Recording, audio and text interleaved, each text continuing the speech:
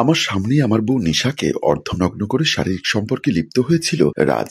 আমি নেশার ঘরে থাকায় কিছু করতে পারিনি। নেশা প্রথমে বাধা দিয়েছিল, কিন্তু মদের নেশায় আর রাজের পুরুষালী শরীরের কাছে একসময় হার মেনে নিজেকে বিলিয়ে দিয়েছিল। নিজের বউ আর বন্ধুর কর্মকাণ্ড দেখার পর থেকে আমার সবসময় ওকে কেমন যেন লাগতো। তারপর বেশ কিছুদিন কেটে যায়। একদিন অফিস থেকে একটু তাড়াতাড়ি বাড়ি এসে দেখি রাজের বাইক আমার বাড়ির সামনে। তাই ভেতরে কি হচ্ছে বোঝার জন্য আমি দ্রুত ভেতরে চলে গেলাম। আমাদের বেডরুমের সামনে যেতেই ভেসে আসলো আমার স্ত্রীর কণ্ঠ। দেখো রাজ, আমরা সেদিন যেটা করেছি সেটা একদম ঠিক নয়। আমি আমার স্বামীকে যথেষ্ট ভালোবাসি। আমি কোনোদিন ওকে ঠকাতে চাইনি। তুমি জোর করলে, আর মদের নেশায় আমিও সেভাবে বাধা দিতে পারিনি। কিন্তু যা হওয়ার হয়ে গেছে, এটা আমি ভুলে যেতে চাই, আর তুমিও ভুলে যাও। রাজ এমনিতে খুব ভালো ছেলে, তাই সেভাবে আর জোর করলো না। নিশার কথায় সায় দিয়ে রাজ বলল, ঠিক আছে, তুমি একদম চিন্তা করো না, আমি তোমায় কোনোদিন জোর করব না। আমিও সেদিন মদের নেশায় তোমাকে দেখে নিজেকে কন্ট্রোল করতে পারিনি। কেন যে আমার বন্ধুর সাথে বিশ্বাসঘাতকতা করলাম, এটা ভেবে খুব রাগ হয় নিজের উপরে। সেই রাতের পর থেকে আমি আর আমার বন্ধুর সাথে চোখে চোখ মেলাতে পারিনি। তাকে কয়েকবার ফোন করব চিন্তা করেও ফোন করতে পারিনি। আমার কাছেও সেই রাতের অভিজ্ঞতা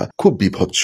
আমি তোমার কাছে এসেছি শুধু এটাই বলতে যে যদি পারো আমাকে ক্ষমা করে দিও। নেশা উত্তরে বলল, যেটা হয়েছে সেটা হয়ে গেছে, আর সেটা আমাদের দুজনের কারো ইচ্ছাতেই হয়নি, তাই ক্ষমা চাইতে হবে না। তারপরে কিছু সময় পরে রাত চলে গেল, সে আমাকে দেখতে পায়নি। ওদের কথা শুনে আমি মনে মনে খুশি হলাম। যাই হোক, আমার বউ সেদিন যেটা করেছে তার জন্য নিজের ভুল বুঝতে পেরেছে। কিন্তু নিজের চোখের সামনে আমার বউয়ের সাথে রাত যখন সারা রাত ধরে শারীরিক মেলামেশা করছিল, আমিও এক অজানা কষ্ট অনুভব করতে পারছিলাম। আমি জানি নেশা আমাকে কতটা ভালোবাসে, আর কখনো আমাকে ঠকাবে না। সেদিন রাতে শুয়ে শুয়ে দুজন গল্প করতে করতে আমি নেশাকে বললাম, নেশা, তুমি আর রাত সেদিন যা যা করেছ আমি সব দেখেছি।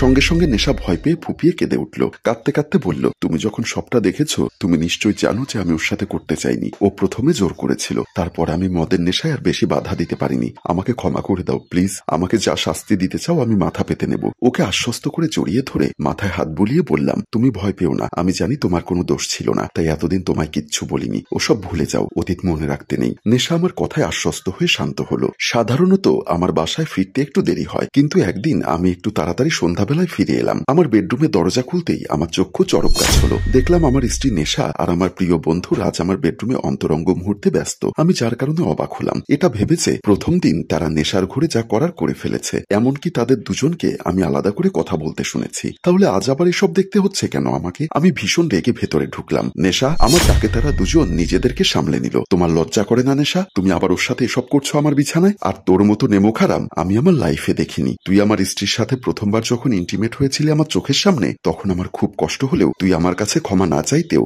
সেটা আমি ক্ষমা করে দিয়েছি। কিন্তু তুই আজ আবার আমার অনুপস্থিতিতে সুস্থ মস্তিষ্কে আমার স্ত্রীর শরীরে হাত দিয়েছিস। তোর মতো বেঈমান বন্ধু থাকাচ্ছে শত্রু অনেক ভালো। রাজ বলল, আমার কথাটা শোন। কিচ্ছু শুনতে পারবো না আমি। তোর সাথে ব্যবসা করা আমার পক্ষে সম্ভব নয়। শুধুমাত্র ছেলেবেলার বন্ধু বলেই আজ গায়ে হাত তুললাম না, এটা মনে রাখিস। এক্ষুনি আমার ঘর থেকে বেরিয়ে যাবি, যা। রাজ মাথা নিচু করে শার্ট হাতে নিয়ে চলে গেল। কিন্তু আমি নেশাকে ছাড়লাম না, তাকে হাত ধরে টেনে তুললাম। চরিত্রহীন, বিশ্বাসঘাতক, কি অপরাধ করেছিলাম আমি? কেন তুই আমাকে এভাবে ঠকালি? তুই নিজেই আমার কাছে কয়েকদিন আগে মাপ চেয়েছিস, আর আজ আবারও তুই ওর সাথে শুয়ে গেছিস। কিভাবে করতে পারলি এটা? নেশার চোখে মুখে যেন আজ কোনো অনুশোচনা নেই। আমার খুব রাগ হচ্ছে। আমি তাকে দুই বাহুতে জোরে চেপে ধরে বললাম, তুমি কি আমার কথা শুনতে পাচ্ছ না, নাকি আমার কথার উত্তর দেওয়ার প্রয়োজন মনে করছো না? নেশা আমার হাতগুলো ছাড়িয়ে চোখ রাঙিয়ে বলল, আমি কেন এসব করেছি সেই প্রশ্নটা নিজেকে করো। কেন তোমার জায়গায় তোমার বন্ধুকে বসাতে হয়েছে? তোমার সাথে আমি আর কোনো লুকোচুরি করতে পারছি না। সব যখন নিজের চোখে দেখে ফেলেছ, সুতরাং কারণটা নিজেই বের করো। কথাগুলো বলে নেশা ফ্রেশ হতে চলে গেল, আর আমি অবাক হয়ে তাকিয়ে রইলাম। আগের দিন রাতে একই পোশাকে আমি অফিসে চলে এসেছিলাম।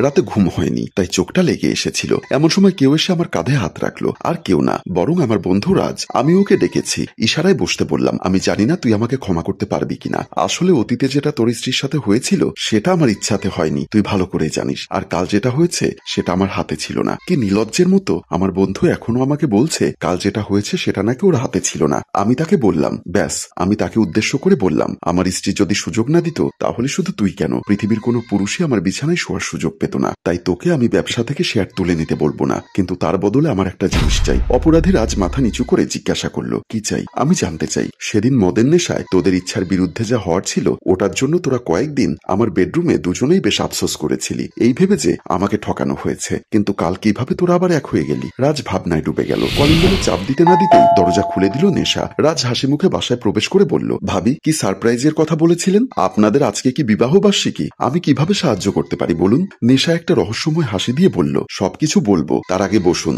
চা খাবেন নাকি শরবত করব? রাজ বলল, একটু চা হলে মন্দ হয় না। ঠিক ঠিক আছে, আপনি সোফায় গিয়ে বসুন, আমি চা নিয়ে আসি, কিন্তু আপনার বন্ধুকে যেন বলবেন না। ও সারপ্রাইজ, আচ্ছা। রাজ ড্রয়িং রুমের দিকে চলে গেল। নেশা একটা রহস্যময় হাসি দিয়ে কিছু একটা ভেবে মনে মনে যেন খুশি হয়ে চা করতে গেল। চা নিয়ে এসে রাজের হাতে দিলে রাজ বলল, এবার বলুন আপনার প্ল্যানটা কি? আমার বন্ধুকে কিভাবে সারপ্রাইজ দিতে চাচ্ছেন? তার আগে বলুন আপনাদের কি বিবাহবার্ষিকী? আমার গিফটটা কিন্তু তোলা রইল, কাল সময় করে পাঠিয়ে দিব। সারপ্রাইজ তোমার বন্ধুর জন্য নয়, তোমার জন্য। কথাটা শুনেই বিষম খেল রাজ। মানে আমাকে সারপ্রাইজ দিতে চাচ্ছেন? নেশা বলল, দেখো আমি খোলাখুলি কথা বলতে পছন্দ করি। প্রতিটা মানুষের একটা শরীরের চাহিদা থাকে, আমারও আছে। আমাদের বিয়ের আজ 2 বছর হয়ে গেলেও তোমার বন্ধু আমার সেই চাহিদা মেটাতে পারেনি। রাজ কথাগুলো শুনে স্থির হয়ে তাকিয়ে আছে। নেশা আবার রাজের হাত ধরে বলল, আমি তোমার কাছে সেই সুখটা ভিক্ষা চাইছি, প্লিজ আমাকে সেই সুখটা দাও।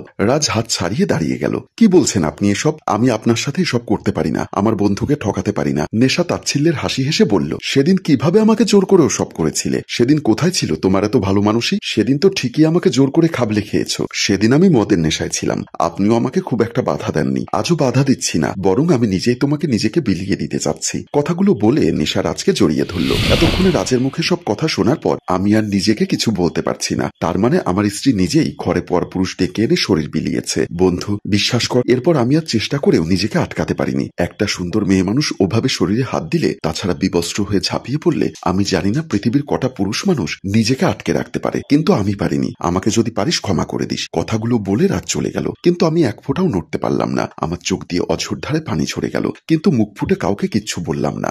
সম্মানিত ভিউয়ার্স, আমার পরিস্থিতিতে আপনি থাকলে কি করতেন? আমার এখন কি করা উচিত? যদি গল্পটি ভালো লেগে থাকে তাহলে অবশ্যই কমেন্ট বক্সে জানাতে ভুলবেন না, আর একটা শেয়ার করার অনুরোধ জানাচ্ছি। গল্পটির রচনা ও পরিচালনায় অভি, ক্যামেরায় শিহাব এবং প্রযোজনায় মঞ্জুর মোর্শেদ। ধন্যবাদ।